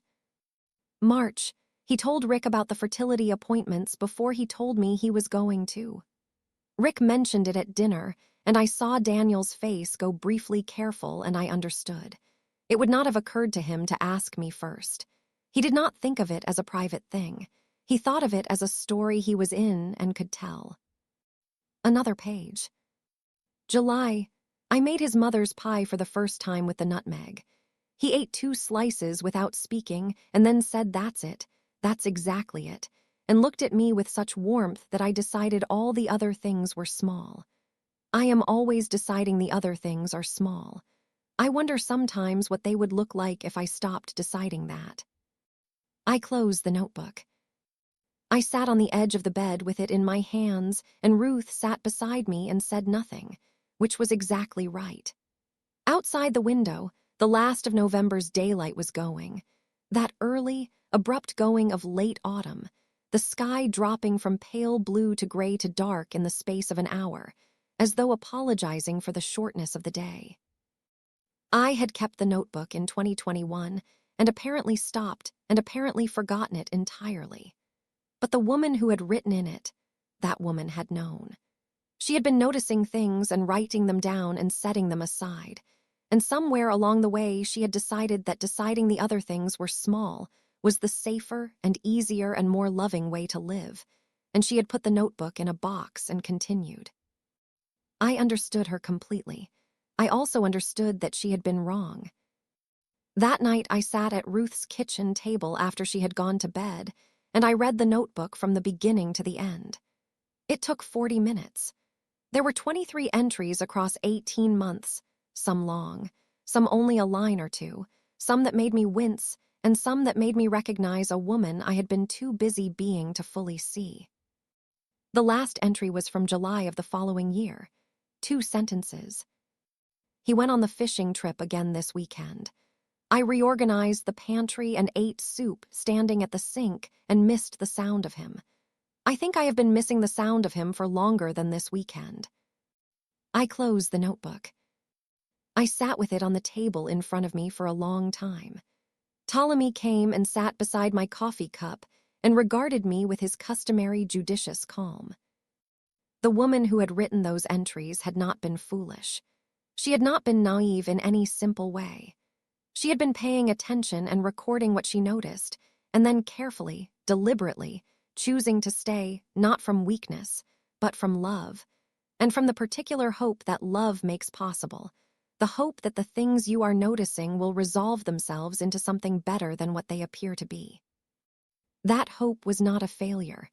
I want to say that clearly to myself as much as to anyone. It is not a character flaw to love someone and hope for them. The failure was not hers. But the notebook was true. It had always been true. And I had kept it in a box under some books and not returned to it, because returning to it would have required a reckoning she was not yet ready for. I was ready now. I picked up the notebook. I carried it to the recycling bin beside the back door. I held it over the bin for a moment. Then I changed my mind. I brought it back to the table. I opened it to the page after the last entry, blank, the lines waiting, and I found a pen in the junk drawer beside the sink. I sat down. I wrote the date at the top of the page, and underneath the date I wrote one sentence. She drove 4 hours with his birthday dinner, and what she found at the window was the truth. And the truth, it turned out, was survivable. I capped the pen. I closed the notebook. I set it on the table beside my coffee cup and looked at it for a moment, this small navy object that had held 3 years of noticing, that had been packed in a box and forgotten, and returned to me at exactly the right time, carrying exactly the right evidence. Not evidence of his guilt, evidence of her clarity, evidence that she had always been paying attention, had always known more than she allowed herself to act on, and had survived the knowing and was still here and was going to be all right. The divorce was finalized on a Tuesday in January, a pale, cold morning with thin cloud cover and the kind of light that makes everything look like a preliminary sketch of itself. Haverson, my lawyer, a careful, deliberate woman with an office full of plants she tended with evident devotion, called me at 9 in the morning to tell me it was done. "That's all," she said. "It's complete." "Thank you," I said. "Go do something you like today," she said. It was practical advice, not sentimental. I appreciated the register. I went to the bakery 2 streets from Ruth's house. I ordered a coffee and a cinnamon roll, and I sat at a table by the window and I watched the street. People moving past with their collars up, their breath clouding in the cold. A child dragging a sled. A man with a dog who stopped to let the dog examine a lamppost with the profound seriousness that dogs bring to lampposts. I sat there for an hour. I did not think about Daniel. I did not think about the cabin or the window or the group chat or the ring on the glass table. I thought about the bakery in the town where I had grown up, the one whose smell Daniel had driven 40 minutes to bring back to me that first winter, and I thought that I could drive there myself now. Any time I chose, that I did not need anyone to bring it to me. Small thought, true thought. I finished my coffee. I left a generous tip. I walked out into the January cold and stood on the pavement for a moment with my face turned slightly upward, the cold air on my cheeks and forehead, and the pale sky above the roof lines and the whole of whatever came next arranged ahead of me like a road I had not yet walked, but could see was passable. I had a list in my jacket pocket, not a dramatic list, not a life plan, just a few things. A kitchen to find. A class I had read about, ceramics, on Wednesday evenings at the community center, the kind of thing I had always thought about and never arranged. A call to make to an old friend I had lost track of gradually, the way you lose track of people when your life narrows to a single center. Small things, the right size for a Tuesday in January. I started walking. I found the kitchen in February. Not a grand kitchen. Not the kind that appears in photographs with marble countertops and pendant lighting, and the suggestion that the person who cooks there has arranged their life into something enviable. It was a small kitchen in a small apartment on the 2nd floor of a building on Crane Street, 7 minutes from Ruth's house, with a window above the sink that faced west and caught the afternoon light in a way that reminded me, the first time I stood in it, of something I couldn't immediately name. I stood at that window for a long time during the viewing, the landlord waiting patiently in the doorway, and I tried to identify the memory. It came to me that evening. The light through the west window was the same quality as the light through the kitchen window on Callum's eastern edge on Saturday mornings. The house I had left, the kitchen where I had made the pie. Not identical. A different direction, a different season, but the same quality of light, the kind that makes ordinary things look deliberate. I called the landlord that evening and said I would take it. I moved in on a Saturday. Ruth helped, which meant she carried boxes and made decisions about furniture placement with calm authority, and at noon produced sandwiches from a paper bag, as though she had always known we would be here on this particular Saturday doing exactly this. We put the books on the shelves. We hung the one painting I had kept, a small watercolor of a lake in autumn that had belonged to my grandmother and had hung in every kitchen I had lived in since I was 22. We set Ptolemy's borrowed bed in the corner of the living room because he had apparently decided, sometime during the second week of my stay, that wherever I went he was going too, and Ruth had handed him over with the air of a woman, relieved of a responsibility she had never entirely wanted. He inspected the apartment with his usual judicial thoroughness, and then sat in the kitchen window and looked out at Crane Street with the expression of a creature who has assessed the situation and found it acceptable. That evening, after Ruth had gone home, I stood alone in my kitchen for the first time. My kitchen. The words had a weight I had not anticipated, not heavy exactly, but solid, like something that had been hollow and was now full. I ran my hand along the counter. I opened the cupboards, still mostly empty. I turned on the tap and ran the water cold for a moment, and then warm, and watched the steam begin to rise. Outside the west window, the last of the February light was going. That long, slow, reluctant going of a winter evening. The sky moving through shades of gray and pale gold before settling finally into dark. I thought about what I wanted to cook. Not for anyone, not for an occasion, not with the particular careful attention of a woman trying to carry love in her hands toward a man who was not where he said he was. Simply for myself, in my own kitchen, on a Saturday evening in February, because I was hungry and cooking was something I had always loved, and the loving of it belonged to me entirely and always had. I opened the one box I had packed with kitchen things, a few pots, a wooden spoon, the good knife, the spice jars I had sorted through and kept the ones I had bought myself. At the very bottom, wrapped in a tea towel, was the thing I had almost left behind. The apron. Not Daniel's mother's recipe. Not the pie I had made with such hopeful precision on that Saturday morning 4 months ago. Just the apron, the one that hung behind the pantry door in the old house, the one I had pulled on that morning before everything changed, the one I had apparently packed without thinking, some instinct gathering the things that were mine before the mind knew which things those were. I unfolded it. I held it for a moment. It smelled of the old kitchen. Faintly, the way fabric holds a ghost of a smell long after the original is gone.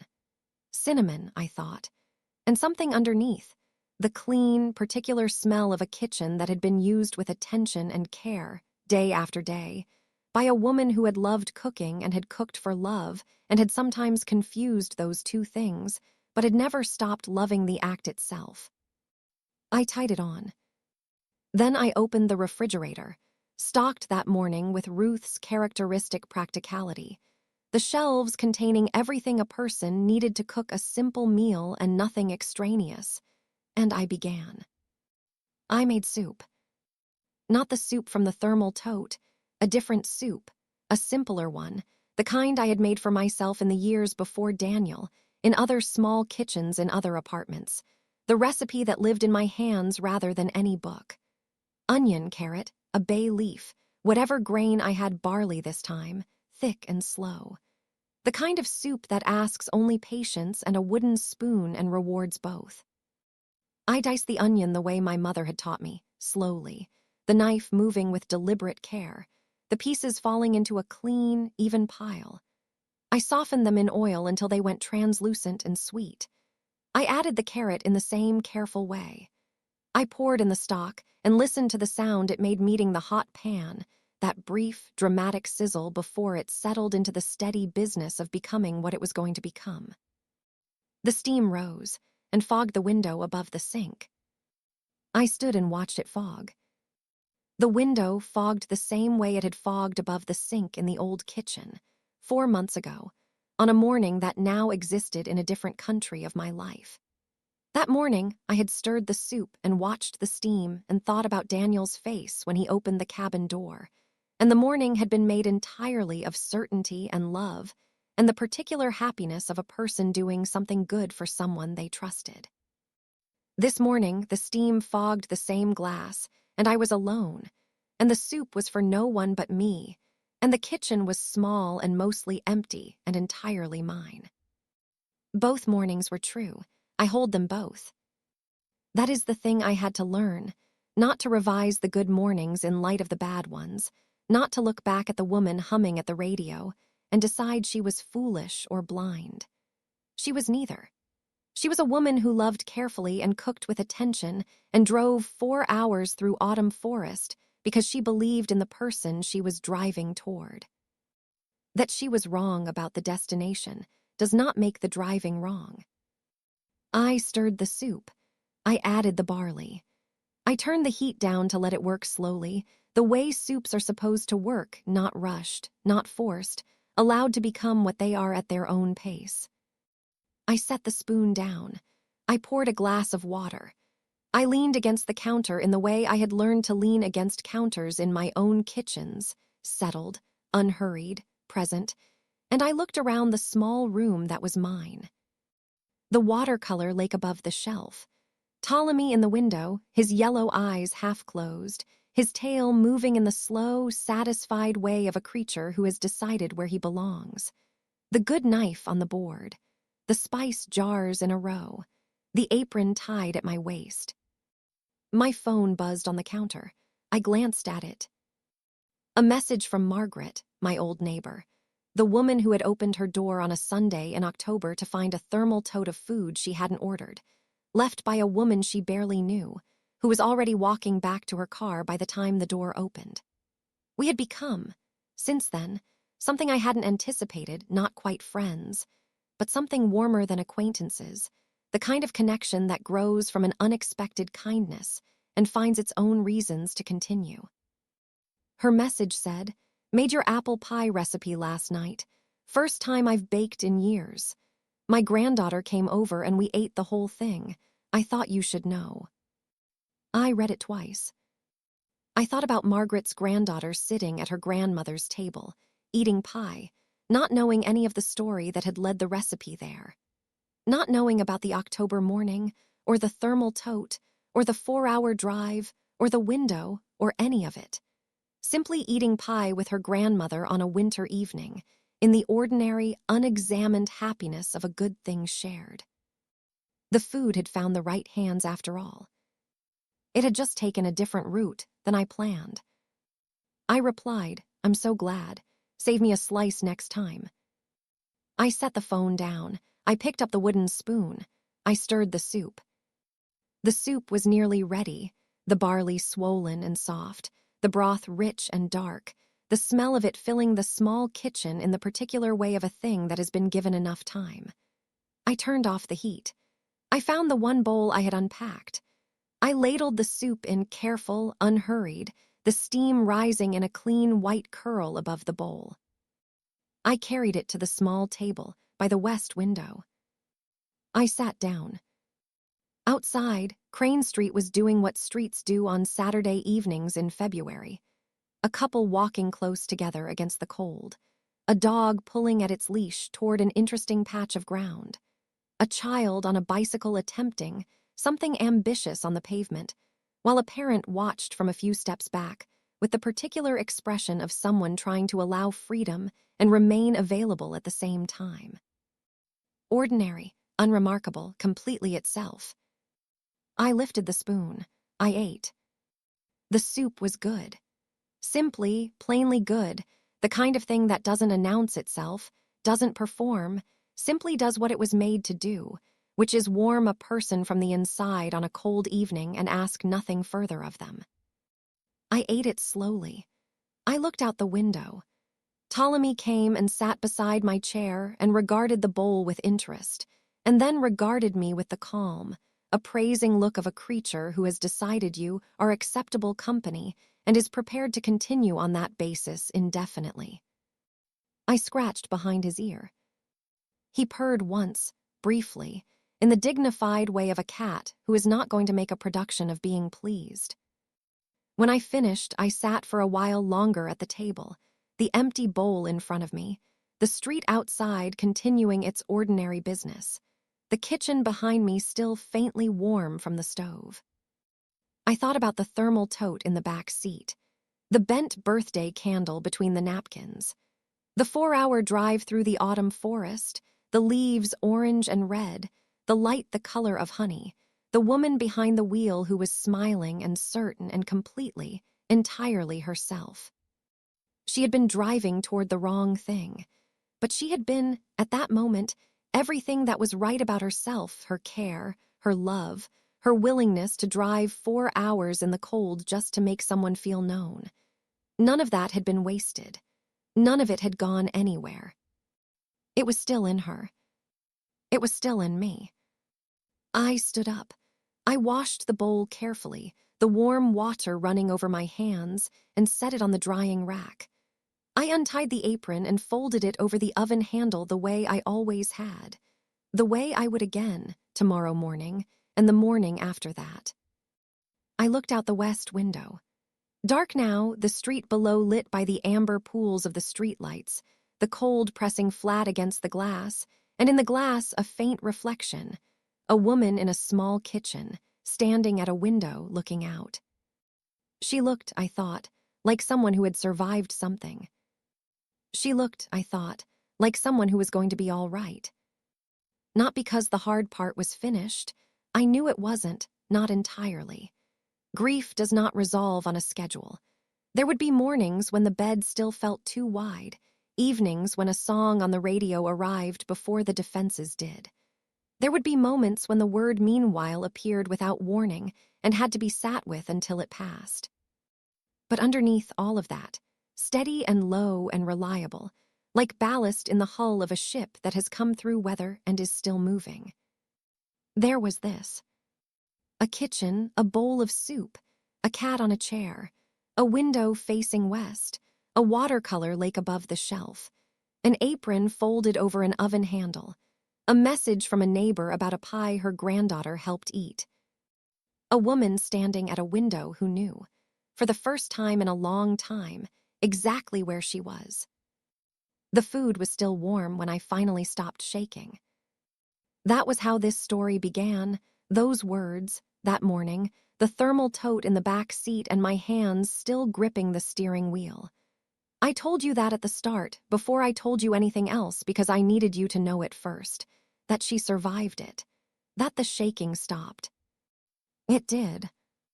It stopped in a small kitchen on Crane Street on a Saturday evening in February, over a bowl of barley soup made for no one but herself, in a room that smelled of onion and bay leaf, and the faint ghost of cinnamon from an apron that had been to a forest and back, and still, somehow, remembered the good mornings. She stopped shaking. She picked up her spoon. She began. If this story has reached you, if anywhere in the last hour you have recognized something, a kitchen, a drive, a moment at a window, a bowl of soup made for one, leave me a comment. Tell me where you are watching from and what it is you are beginning. I read every single one. I carry them with me. And if you want another story, about a woman who finds something in a house she is clearing out that changes everything she thought she knew about where she came from, it is waiting for you. The link is in the description. It begins with a key she has never seen before, in a drawer she was told was always empty. Come with me.